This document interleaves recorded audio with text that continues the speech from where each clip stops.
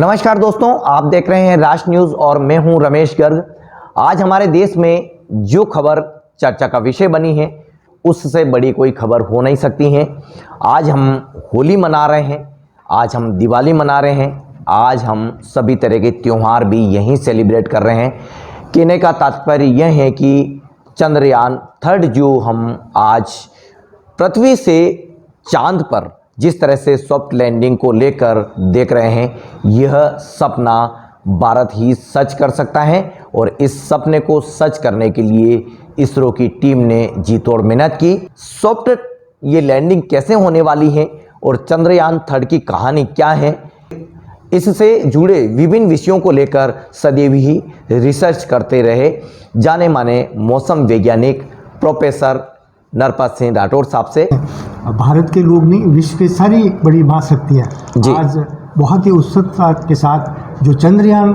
3 हमने छोड़ा है चांद के लिए, उसकी सफलता की कामना करते हैं। और मैं तो ये कहूँगा, आपने सही कहा है कि आज हमारे लिए होली और दिवाली रक्षाबंधन का त्यौहार है। निश्चित रूप से आज मानव जाति के लिए बहुत बड़ा दिन है कि हमारा यान चंद्रयान आज ऐसी कामना करते हैं सभी लोग। और मुझे पूर्ण विश्वास है जो इसरो की टीम है, जो वैज्ञानिक वहाँ काम कर रहे हैं, वो निश्चित रूप से आप सॉफ्ट लैंडिंग कराएंगे। और चांद के बारे में वो पहलू जो अनसुझे थे, जिनके बारे में हम जानते भी नहीं थे, जिसमें सबसे बड़ा एक बिंदु था, क्या चांद के ऊपर पानी की उपलब्धता है या फिर क्या भविष्य में हम वहाँ बस्ती बसा सकते हैं। वो निश्चित रूप से यदि ये चंद्रयान 3 की सॉफ्ट लैंडिंग होती है तो निश्चित रूप से ये सारे के सारे प्रश्न का उत्तर हमें मिलेगा। और ये बहुत बड़ी, भारत की नहीं, मानव जाति के लिए बहुत बड़ी उपलब्धि होगी कि जिसमें भविष्य के अंदर जो स्पेस प्रोग्राम है, चाहे वो महाशक्तियाँ जिसमें अमेरिका है, रूस है, चीन है, और मैं तो ये कहूँगा कि भारत भी एक ऐसी महाशक्ति है जिसकी वजह से आज स्पेस साइंस के अंदर हमारा पूरे विश्व का डंका बजता है। जिसका बहुत बड़ा कारण है कि आज तक जितने भी सैटेलाइट छोड़े गए हैं जो स्पेस में, उसमें सबसे कम कॉस्टिंग, सबसे कम लागत भारतीय स्पेस डिपार्टमेंट ने, इसरो ने इसके अंदर नए आयाम स्थापित किए। यद्यपि अभी लूना 24 जो लॉन्च किया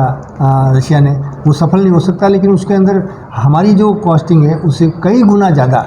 उन्होंने उस कोस्टिंग के अंदर उसको छोड़ा। लेकिन दुर्भाग्य से वो सॉफ्ट लैंडिंग नहीं कर पाया और उसकी हार्ड लैंडिंग हुई। और मुझे पूर्ण विश्वास है कि इस बार हम शाम को लगभग 7 बजे के आसपास, 6:30 के आसपास हमें ये खुशी और खुशखबरी मिलेगी कि भारत का चंद्रयान 3 बहुत ही अपनी सफलता के साथ में चंद्रमा की धरती को छुएगा। सबसे पहले तो यही बता दीजिए, ये सॉफ्ट लैंडिंग संभव कैसे हुई है? एक्चुअली जो चंद्रयान 3 जो हमने लॉन्च किया, उसके अंदर जब एक विशेष ऊंचाई के ऊपर जब ये चंद्रयान 2 गया, तो उसके बाद में हमारे जो प्रोग्राम था वो प्रोग्राम ठीक ढंग से वर्क नहीं कर पाए। और इस वजह से जो गति कम होनी चाहिए वो गति कम नहीं हो पाई, और जिसकी वजह से वो तेज़ी से चंद्रमा की धरती से टकराया और वो है जो टूट गया। इस बार हमने वो सारे के सारे पैरामीटर टेस्ट किए हैं। हमने यहाँ इस भारत के इसरो के अंदर एक लैब डेवलप की गई है, और वो सारे के सारे जो कहीं पे भी त्रुटि रह सकती है, उन सारे पैरामीटर को दूर करने के बाद में अब ये जो चंद्रयान 3 है उसको निश्चित रूप से हम आज ये सुनेंगे कि ये जो सॉफ्ट लैंडिंग होगी। मैं बता दूं, चंद्रमा की दूरी हमारे यहाँ से लगभग 3,84,000 किलोमीटर है। और इस बार पहला एक ऐसे स्पेस प्रोग्राम है चंद्रयान वाला दुनिया में। यद्यपि उन्होंने तेज़ी से भेजे गए हैं और तेज़ी से वहाँ उतरे, जिसकी वजह से बहुत सारे जो अभियान असफल भी हुए, लेकिन हमारा ये यान 14 जुलाई को छोड़ा गया और आज 23 अगस्त है। ऐसी स्थिति के लगभग 41 दिन के अंदर ये पहले पृथ्वी के चारों ओर अंडाकार रूप में घुमाए, और फिर इसने पृथ्वी के वायुमंडल को छोड़कर ये चंद्रमा के जो परिमंडल में प्रवेश किया। उस वक्त भी इसने बहुत ही धीरे धीरे अपनी निश्चित गति से ये अंडाकार रूप में घूमता हुआ, और लगभग 4 दिन पहले 17 तारीख के आसपास ये चंद्रमा का जो सबसे नियरेस्ट ऑर्बिट है उसमें प्रवेश कर गया। और अब लगभग 24-25 डिग्री 25 किलोमीटर के आसपास डिस्टेंस है मिनिमम, और मैक्सिमम 135-132 के आसपास उसका डिस्टेंस है। और आज अब लगभग 1 घंटे बाद में इसकी लैंडिंग शुरू होगी, जिसमें सॉफ्ट लैंडिंग के अंदर इसमें जो बल उत्पन्न होगा वो उल्टा होगा। और इस चंद्रयान के अंदर मुख्य रूप से एक चंद्रयान और दूसरे है, इसमें एक तो है विक्रम लैंडर, और एक उस विक्रम के अंदर एक प्रज्ञान करके एक रोवर है, जो निश्चित रूप से ये इस लैंडर से विक्रम लैंडर और चंद्रयान से और रोवर प्रज्ञान रोवर ये चंद्रमा की धरती के ऊपर लगभग 6 बजे के आसपास उतरेंगे। यदि सफलतापूर्वक होती है उसका उतरना, तो अगले लगभग 14 दिन तक, क्योंकि अपने यहाँ 24 घंटे के एक दिन है, वहाँ 28 दिन का एक दिन है चंद्रमा के। और चंद्रमा का जो दक्षिणी ध्रुव है, मैं बता दूं आपको, जो दक्षिणी ध्रुव है वो सबसे अनुलेटिंग ट्रेन है, सबसे ज़्यादा ऐसा चंद्रमा के साथ जहाँ सबसे ज़्यादा खतरा है। और ऐसी स्थिति के अंदर भारत ने जिस स्थान को चुना है, उस स्थान को ये चंद्रयान विशेष रूप से जो लैंडर है वो अपने आर्टिफिशियल इंटेलिजेंसी के आधार के ऊपर वो सॉफ्ट लैंडिंग करेगा, और उस क्षेत्र को जहाँ धरातल होगा, जहाँ बहुत कम खड्डे होंगे, बहुत ज़्यादा पत्थर भी नहीं होंगे, ऐसी स्थिति में वो लैंड करेगा। और फिर धीरे धीरे वो लगभग 1 घंटे बाद में या आधा घंटे बाद में हमको मालूम चल जाएगा कि हमारे चंद्रयान की सॉफ्ट लैंडिंग हो गई। और फिर लगभग 1 घंटे के बाद में वो अपना काम शुरू कर देगा, और लगभग 14 दिन तक वो वहाँ अपने जो पृथ्वी के 14 दिन है उस दिन तक काम करेगा। और उस बीच में पृथ्वी के ऊपर कौन से मिनरल्स है, पृथ्वी के ऊपर नहीं, चंद्रमा की धरती के ऊपर कौन से खनिज है, क्या वहाँ भूकंप आते हैं, किस तीव्रता से आते हैं, क्या वहाँ जल है, ये मुख्य रूप से, क्योंकि जल मिलना आगे भविष्य के अंदर तय करेगा क्या हम चंद्रमा के ऊपर मानव बस्ती बना सकते हैं। तो ऐसी स्थिति के अंदर ये सारा का सारा प्रोग्राम किया है। वो मैं बता दूँ कि इंडियन स्पेस ऑर्गेनाइजेशन ने, इसरो ने इन सारे पैरामीटर को लगभग आपके 80 पैरामीटर है, जिनको अच्छी तरह से डिफाइन करके, उनको टेस्ट करके और फिर इसको लॉन्च किया। और मुझे क्योंकि मैं इस विषय से जुड़ा हुआ और कई बार मैं इसरो में भी गया हूँ, तो ऐसी स्थिति में मुझे अपने वैज्ञानिकों के ऊपर पूरा विश्वास है कि लगभग 6 बजे के आसपास ये सॉफ्ट लैंडिंग करेगा, जिसकी वजह से ये पूरे विश्व के अंदर मानव इतिहास का एक नया स्वर्णिम युग शुरू होगा और भारत की बहुत बड़ी मान योगदान होगा। और मैं यदि सॉफ्ट लैंडिंग होती है तो निश्चित रूप से अमेरिका, रूस और चीन के बाद में स्पेस साइंस के अंदर भारत भी चौथी महाशक्ति होगी। और अभी भी एकमात्र ऐसा देश है जिसने एक साथ कई बार 35 से ज़्यादा सैटेलाइट छोड़े गए, जबकि ऐसी कोई भी एजेंसी नहीं है जो एक साथ लगभग 80 या 35 या 40 या 50 सैटेलाइट छोड़े गए। ये भारतीय वैज्ञानिकों का ही कमाल है, अंतरिक्ष वैज्ञानिकों जिन्होंने इस उपलब्धि को हासिल की है। और मैं बताता हूँ इस बार जो ये चंद्रयान 3 लॉन्च किया है, इसमें दोनों तकनीक काम है। हमारी जो इंडिजिनस जो पुरानी जो विचारधाराएं थी या जो पुराने सिद्धांत थे, उनको भी काम में लिया गया, और साथ के साथ जो नई टेक्निक काम में ली गई है उसको भी काम में लिया। और ऐसी स्थिति में, क्योंकि जो हम पंचांग की गणना करते हैं, हम समय की गणना करते हैं, हम दिन की गणना करते हैं, हम वर्ष की गणना करते हैं, इसमें बहुत बड़ा योगदान एकमात्र किसी देश का है तो भारतीय ऋषियों का, भारतीय मुनियों का। और अब यदि चंद्रयान 3 सॉफ्ट लैंडिंग करता है तो ऐसी स्थिति के अंदर हमारे जो पुराने जो धर्म ग्रंथों में जो चीज़ें लिखी हुई है, निश्चित रूप से भारतीय अंतरिक्ष वैज्ञानिक उसको प्रूव करेंगे। और साथ के साथ इस सारे के सारे क्षेत्र में पूरे विश्व के अंदर एक कल्याणकारी कार्य होगा जिसको जो मानवता से संबंधित होगा। और मैं निश्चित रूप से क्योंकि मैं सब विषय से जुड़ा हुआ लंबे समय तक, लगभग 40 साल से मैं इस विषय को पढ़ाता हूँ और ज्ञान है, मैं निश्चित रूप से मुझे पूरा विश्वास है कि मैं कह सकता हूँ कि इस बार हम एक नया आयाम स्थापित करेंगे। और भारतीय जो झंडा है, भारतीय लोगो है, अशोक स्तंभ है, इसरो का लोगो है, निश्चित रूप से वो स्थायी रूप से चंद्रमा की धरती पर अंकित होगा, जो हर भारतीय को, भारतीय नहीं, विश्व के जितने भी लोग हैं जो विज्ञान में विश्वास करते हैं, जो अपनी मान्यताओं में विश्वास करते हैं, निश्चित रूप से उनके लिए बहुत ही हर्ष और गर्व का विषय होगा। सर, यहाँ ये भी कहना उचित होगा, कोई न कोई एक ईश्वरीय शक्ति तो, देवी शक्ति तो ज़रूर हमारे देश में विद्यमान है,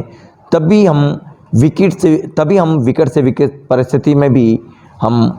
देश को एक अलग ही मुकाम पर देख रहे हैं। इस आपने जो ये सेंटेंस कहा है कि विकेट से विकेट परिस्थिति में हमें ईश्वरीय शक्ति प्रदान है, निश्चित रूप से मैं कह सकता हूँ कि अभी चंद्रयान चंद्रमा की धरती से लगभग 25 किलोमीटर है और अब धीरे धीरे वो अपनी गति कम करते हुए, और मैं कह सकता हूं कि जब 5 किलोमीटर के आसपास होगा तब उसकी गति और कम होगी, जब 1 किलोमीटर के आसपास गति उसकी और कम होगी, और लगभग 800 मीटर के आसपास उसकी गति मैं कह सकता हूं कि कछुए की चाल से वो चलेगा और वो धीरे धीरे सॉफ्ट लैंडिंग करेगा। और मैं कह सकता हूं कि भारतीय वैज्ञानिकों ने अपनी कौशलता, अपनी कुशलता, अपनी सक्षमता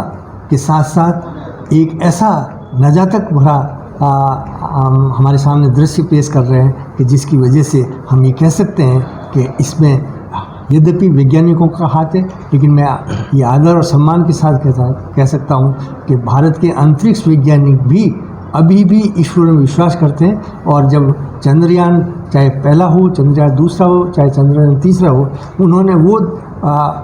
जो पूजा पाठ है वो निश्चित रूप से हमारी इस यान की सफलता में अपना महत्वपूर्ण योगदान देंगे। और ये आपका कहना बिल्कुल सही है कि इस धरती के ऊपर ऐसी देवी शक्ति है जो हमें प्रेरित करती है और निश्चित रूप से हमको सफलता दिलाएगी, जिसमें हमारी देवी शक्ति के साथ साथ हमारे वैज्ञानिकों का, विशेष रूप से जो इसरो में अंतरिक्ष वैज्ञानिक है, वो निश्चित रूप से इसको सफल बनाएंगे और पूरे विश्व के अंदर एक नई उद्गम और आशा जागेगी। विशेष रूप से मैं कह रहा हूँ कि जो महाशक्तियों के अलावा जो देश है, विशेष रूप से भारत से पूरा विश्व, विशेष रूप से थर्ड कंट्री और डेवलपिंग कंट्री भारत की ओर आशा से वो हमेशा देखते रहते हैं। और ये जी सफलता पूर्वक होता तो निश्चित रूप से मानवता की भलाई के लिए इससे बड़ा उदाहरण हमारे पास नहीं हो सकता। जी सर, अब कुछ बातें इधर उधर की भी हो जाएं। पाकिस्तान तो कह रहा है कि चांद पर जाने की क्या ज़रूरत है, नीचे से ही देख लें। ऐसा है कि पाकिस्तान में ही नहीं, भारत में भी ऐसे लोग हैं जी, तो उनका सोच बहुत छोटा है और वो एक्चुअली ये नहीं चाहते कि भारत तरक्की करे और भारत की जो कुशलता और निपुणता है वो दुनिया के सामने है। तो उससे हमको कुछ ज़्यादा परवाह नहीं करनी चाहिए। ऐसे दुनिया में बहुत सारे लोग मिलेंगे जो नेगेटिव थिंकिंग रखते हैं, जो सोच नकारात्मक रखते हैं। उनके लिए ये बहुत बड़ा सबक है कि हम इन ऐसी स्थिति के अंदर, जिस देश की जनसंख्या 140 करोड़ है, वो देश विश्व के अंदर हो सकता है आगे आने वाले 2 सालों के अंदर स्पेस साइंस के अंदर आपको बहुत बड़ी महाशक्ति, और जैसा कल प्रधानमंत्री ने कहा है कि हम हो सकता है 2027 से पहले 5 ट्रिलियन अर्थव्यवस्था का एक आयाम स्थापित कर जी। तो ऐसी स्थिति का हमें नकारात्मक सोच नहीं रखता। पाकिस्तान के अंदर एक मिनिस्टर ने भी जब चंद्रयान 2 सक्सेस हुआ तो उसने भी बहुत छोटे कमेंट किए थे। हमारे यहाँ भी कोई साउथ का एक्टर है, उसने भी बहुत छोटा कमेंट किया, तो उससे परवाह नहीं करनी चाहिए। और मैं बता दूँ वैज्ञानिकों को और हम लोगों के ऊपर इन नकारात्मक थॉट का और विचारों का और कमेंट का कोई असर नहीं होता। हम इनको वैसे ही निकाल देते हैं कि भाई ये आम लोग हैं, ना समझ है, इनकी सोच इतनी है उनमें, यद्यपि उनके पास पैसा है लेकिन उनके पास वो सोच नहीं है कि जो राष्ट्र निर्माण में और आम लोगों में, विशेष रूप से मैं बता दूं ये ऐसा अभियान है जिसके अंदर यदि सफल होता है तो भारत की लगभग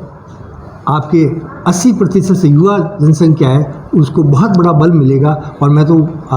लोगों से आह्वान करूंगा कि विशेष रूप से अपने छोटे बच्चों को ये प्रोग्राम ज़रूर दिखाएं, जिससे उनको है जो शिक्षा मिलेगी। और निश्चित रूप से बता दूँ, हो सकता है आज से 25-30 साल बाद में यही बच्चे जो आज देख रहे हैं उन्हीं में से बहुत बड़े साइंटिस्ट हो, और उनमें से ही वो लोग हो जो कुछ समय बाद में चंद्रमा या मंगल ग्रह के ऊपर या बाह्य अंतरिक्ष में भी एक संभावना ये कहीं न कहीं मानव जीवन है या मानव जीवन परंपरा है, उसके अंदर भारतीय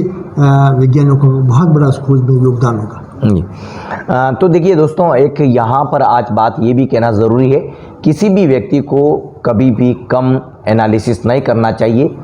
हर व्यक्ति या हर देश इतना सक्षम हो सकता है जो दुनिया को ताकत दिखा सकता है, और भारत ने वो सब कर दिखाया है। हम राठौर साहब से इस सॉफ्ट लैंडिंग के बाद की सारी बात भी करेंगे, लेकिन हमारे इस स्पेशल सेगमेंट में आज आप ये ज़रूर देख लें कि किस तरह से सॉफ्ट लैंडिंग हो रही है और किस तरह से हमारे देश को एक नया आयाम मिल रहा है।